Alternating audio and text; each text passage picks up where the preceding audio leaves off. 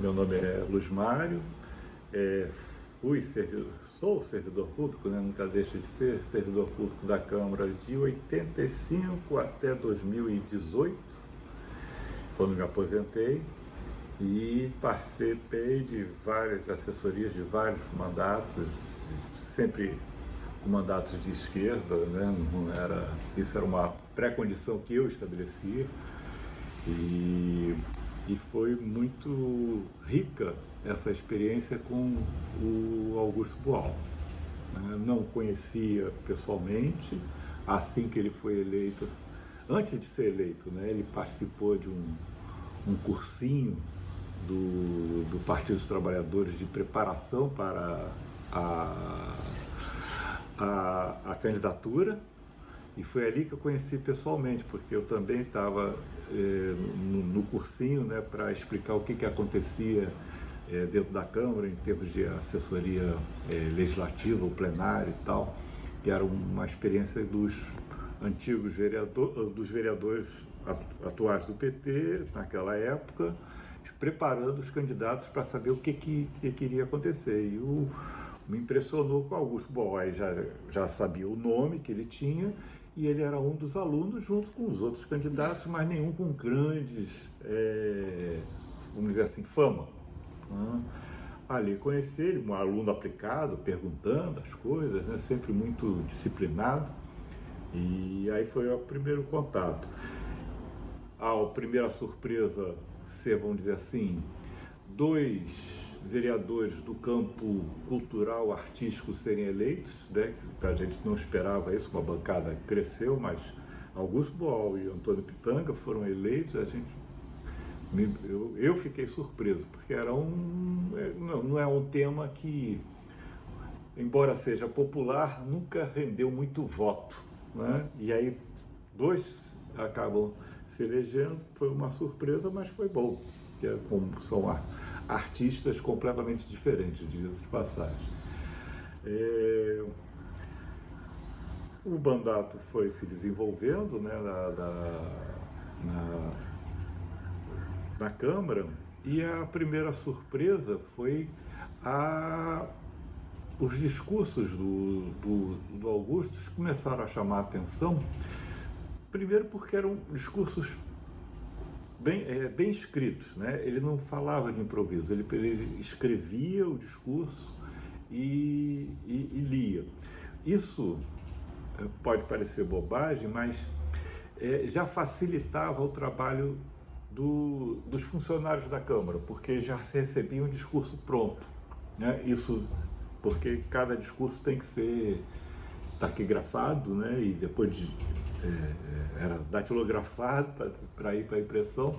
Então o pessoal da taquigrafia já gostava muito, que ele já chegava com um discurso pronto, bastava copiar e já estava colocado ali. E os discursos muito ricos em termos culturais, fazendo analogias com a tragédia grega, com a situação do Meia e a situação dos índios com a situação do padeiro da esquina. Ele tinha essa capacidade de fazer os discursos eram umas crônicas com um fundo na realidade, mas com um fundo político, mas de uma forma muito sensível e gostosa de se ouvir, né? Aí, uma das características que logo a gente apresentou, que ele apresentou, foi os discursos eram feitos no momento em que o plenário estava relativamente vazio. Quem conhece o parlamento sabe que as sessões começam a partir das 2 horas, que são discursos sem objetivando votação e tal, mas a sessão mesmo acontecia a partir das 4h30. E das 2 às 4, o plenário fica relativamente vazio, é apenas um outro vereador que vão discursar. E o Boal aproveitava esse momento para fazer esses discursos. E é um momento que o plenário ficava vazio, ninguém prestava muita atenção no que acontecia. Mas os discursos do Boal começaram a chamar a atenção, e aí eu vi algo que nunca tinha visto, que eram pessoas de vários funcionários da Câmara e de outros vereadores, assessores de outros vereadores, descerem para o plenário para ouvirem os discursos do Boal. Inclusive eu, que comecei a fazer isso, porque eram discursos que chamavam a atenção, né? E era diferente. Porque tem um sistema de som, então que a Câmara, o plenário é ouvido na Câmara inteira. O Boal falar porque se inscrevia. Porque queria. Isso. Né? Ele queria fazer uma manifestação de alguma coisa. O parlamentar é para isso mesmo, para parlamentar, mas é pouco utilizado isso daí, porque grande parte dos vereadores não gostam de falar. Então, qual é o objetivo? Ele queria convencer os colegas, queria falar para os outros vereadores. Qual é o objetivo de fazer um discurso? De fazer uma discussão daquilo que acontece na cidade. Levar um debate. Isso. Mas o debate não acontece. A pessoa discursa e depois tem um debate? Às vezes acontece, dependendo do que é o discurso. O vereador qualquer vai fazer um discurso atacando violentamente o presidente da República. Os partidários daquele presidente da República, às vezes, vão debater isso daí. Porque tem esse discurso famoso, né, que deu... Que deu um nome para esse livro aqui, né? Que ninguém é burro, então acho que uma pessoa, outro vereador se sentiu atingida, né? E deu uma resposta. Esse aqui, isso não foi no discurso nesse horário, vamos dizer assim, mais lúdico.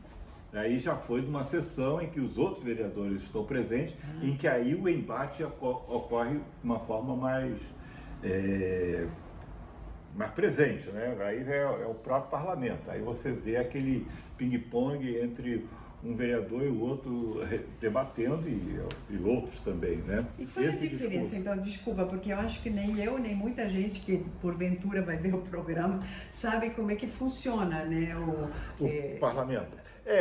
A primeira parte da sessão, vamos dizer assim, é colocações dos vereadores que querem levantar situações, problemas e querem colocar para fazer uma discussão, né? É um debate, pura e simplesmente, que é pouco utilizado, né? Pouco utilizado porque não vai ter nenhuma consequência legislativa imediata. É apenas uma discussão que faz parte da própria existência do parlamento, que a ideia é discutir os problemas da cidade, os problemas do país, os problemas da política, os problemas do ser humano, seja lá o que for. A pauta é livre. Aí cada vereador pode se inscrever e falar sobre o que quiser. Chega uma hora que a partir das 4 horas, 16 horas, 16h30, aí começa a discussão sobre o que está em pauta daquela sessão legislativa, sobre aqueles projetos de lei, que vai se transformar em lei, vai se transformar em outras Isso acontece todos os dias, uma vez por semana? Terça, quarta e quinta, né? Sexta e segunda não tem bastante, mas é bastante frequente, né? Não, é toda semana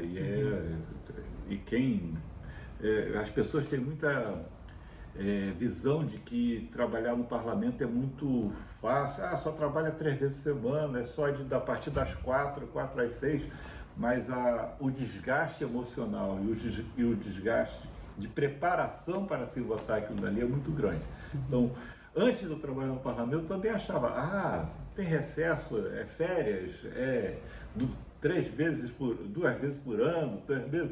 Não, é necessário, porque quem trabalha no plenário, vereador, ou seja, assessor, o desgaste daquela semana de todo dia estar atento às votações, o que está sendo votado, o que está sendo discutido, como está sendo votado, é um desgaste muito grande, é uma exigência muito grande. Então, a necessidade de dar uma parada nesse aspecto, né? Na realidade, o recesso nada mais é do que os parlamentares pararem de fazer votação sobre o projeto.